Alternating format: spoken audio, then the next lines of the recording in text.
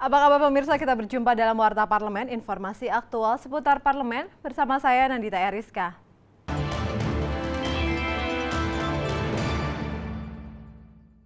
Komisi 9 DPR RI mendesak pemerintah pusat dan daerah segera mengatasi persoalan kurangnya fasilitas sarana dan prasarana di RSUD Maria Walanda Maramis di Minahasa Utara, Provinsi Sulawesi Utara, agar masyarakat mendapat pelayanan kesehatan yang maksimal.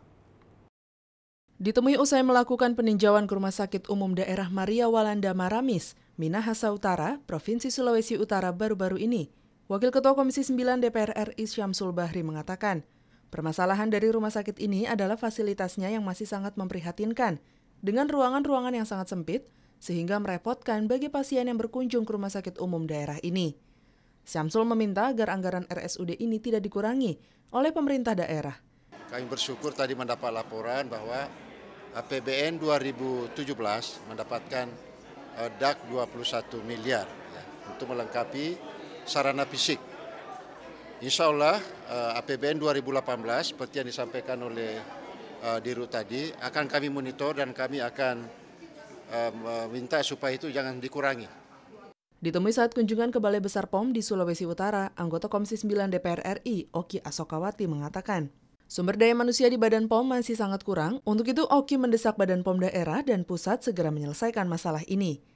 Terkait pembentukan Deputi Penyidikan di Badan POM, Oki berpendapat, divisi ini sangat penting karena Badan POM kini bisa mempunyai kewenangan hukum dalam memberikan sanksi terhadap pelanggaran obat dan makanan. Sesuai dengan Perpres yang sudah diresmikan pada tahun ini 2017 bulan Agustus, bahwa nanti di Badan POM akan ada Deputi Penyidikan. Menurut hemat saya itu penting supaya Badan POM bisa mempunyai kekuatan hukum untuk bisa memberikan sanksi begitu. Yang selama ini Badan POM dan juga Balai Besar POM tidak bisa memberikan sanksi. Dari Manado, Provinsi Sulawesi Utara, Arif Naka, TVR Parlemen melaporkan. Komisi 6 DPR RI mendorong Kementerian Perdagangan dan Kementerian Perindustrian membantu pemerintah daerah dalam memasarkan produk-produk unggulan daerah yang berupa produk hasil pertanian, perkebunan, maupun produk UMKM ke pasar domestik maupun internasional. Ditemui dalam kunjungan kerja ke Provinsi Sulawesi Barat baru-baru ini, anggota Komisi 6 DPR RI Mustafa Asegaf menilai, keterbatasan infrastruktur, sarana dan prasarana pasca produksi telah menghambat distribusi dan pemasaran produk-produk unggulan Sulawesi Barat ke daerah lain. Komisi 6 DPR RI mengapresiasi rencana Kemenperin yang ingin membuat tempat khusus seperti sentra produk industri di Sulawesi Barat. Satu tempat yang bisa mewadahi semua produk-produk dari hasil pertanian atau perkebunan ataupun hasil kerajinan yang ada di pemerintahan Provinsi Sulawesi Barat ini akan dijadikan di satu tempat sehingga mudah dilakukan bantuan pemasaran ke daerah-daerah lain. Anggota Komisi 6 DPR RI Adi Satria Suryo Sulisto mengatakan, selain Kementerian Perindustrian dan Kementerian Perdagangan, BUMN yang ada di Sulawesi Barat juga harus lebih aktif membantu Pemprov memasarkan produk-produk unggulan dengan memberikan akses konektivitas Pemprov Sulawesi Barat kepada pihak luar. Kementerian Perindustrian bahwa mereka siap mendukung mesin dan produksi untuk para industri kecil menengah di sini. Nah, ini suatu yang positif sehingga UKM atau industri kecil menengah di sini bisa meningkatkan skillnya, bisa diberdayakan lebih supaya bisa memproduksi produk yang lebih berkualitas. Ya. Dari Provinsi Sulawesi Barat, Nuki Tampu Bolon, TVR Parlemen melaporkan. Dalam kunjungan kerja ke Kepulauan Nias, Provinsi Sumatera Utara baru-baru ini, Komisi 9 DPR menemukan minimnya sarana dan prasarana kesehatan di Rumah Sakit Umum Daerah atau RSUD Gunung Sitoli. Di samping kurangnya peralatan medis dan ruang perawatan, RSUD ini juga masih membutuhkan banyak dokter spesialis. Ketua Tim Kunjungan Kerja Komisi 9 DPR RI, Saleh Partaunan Daulay mengatakan, kurangnya sarana prasarana medis dan dokter spesialis di rumah sakit ini menyebabkan terlambatnya penanganan terhadap pasien. Hal ini menjadi persoalan serius karena RSUD Gunung Sitoli merupakan rumah sakit rujukan regional bagi rumah sakit lainnya yang berada di Kepulauan Nias. Saleh meminta persoalan ini segera dicari penyelesaiannya oleh pemerintah.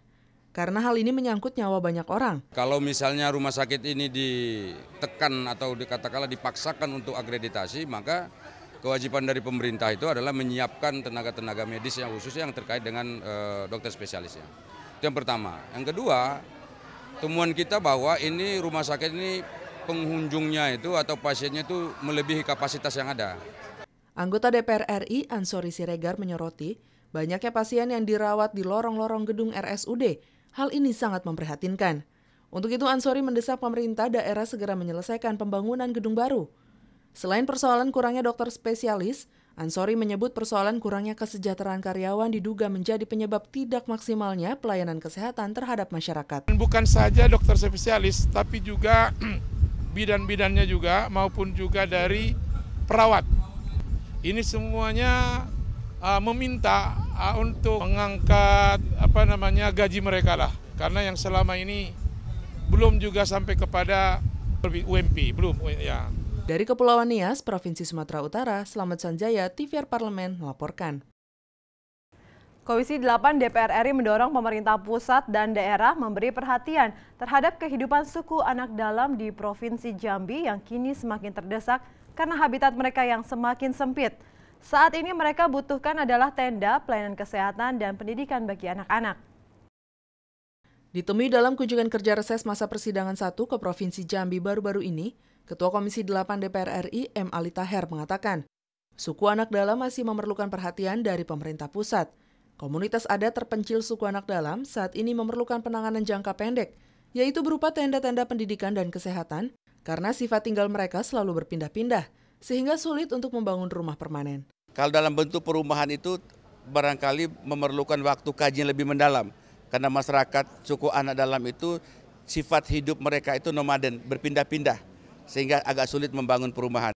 Terkait bencana alam yang berpotensi di Provinsi Jambi, yaitu di daerah Gunung Kerinci, anggota Komisi 8 DPR RI Itet Trijayati mengatakan, laporan dari masyarakat di sekitar Gunung Kerinci sering terjadi musibah longsor dan banjir. Pertanyaan saya adalah, apakah kejadian itu di tempat spot yang sama?